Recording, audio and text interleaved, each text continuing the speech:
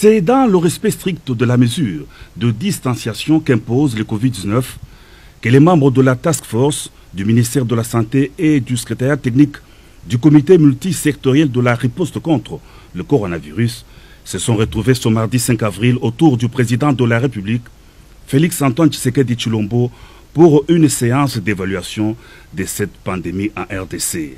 La problématique des écoles en cette période où l'on tend vers la fin de l'année scolaire, le plan de décontamination dans les centres pénitentiaires sont autant de points débattus au cours de cette rencontre. Pour le ministre de la Santé, Etini Longondo, la situation générale du Covid-19 en RDC évolue bien.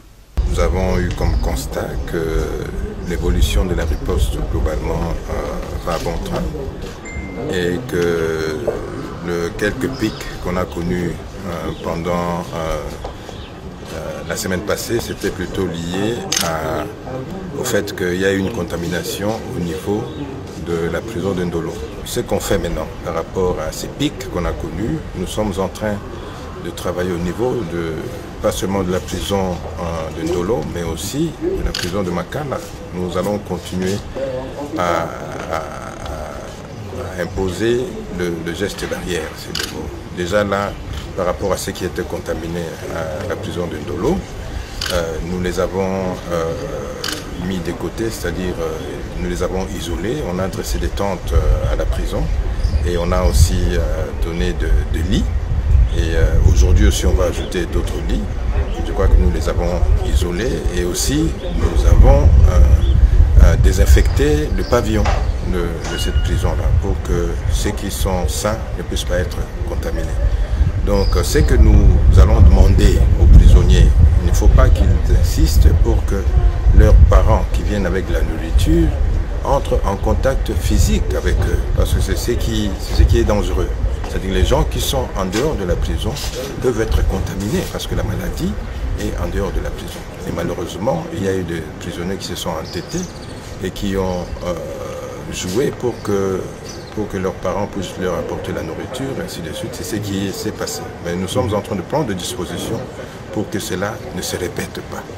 Et aussi, à Makala, je crois que nous avons un plan de décontamination et nous allons aussi sensibiliser les prisonniers. En dehors de ça, il y a le ministère de la Justice qui va aussi développer un plan de désengorgement de ces prisons-là. Nous avons aussi parlé de la problématique des écoles, parce qu'il faudrait voir, nous sommes en train de tendre vers la fin de l'année et voir ce qu'on peut faire pour qu'il n'y ait pas une année blanche, pour que les enfants reprennent leur classe. Alors nous nous sommes dit, avec l'ordre du président, que nous allons constituer une commission pour étudier le cas, parce qu'il y a d'autres provinces qui n'ont pas la maladie, mais dont les enfants ne fréquentent pas. Alors, nous allons voir tout ça pour qu'on puisse apporter un conseil au président et voir ce que nous pouvons faire pour que l'année ne soit pas totalement blanche.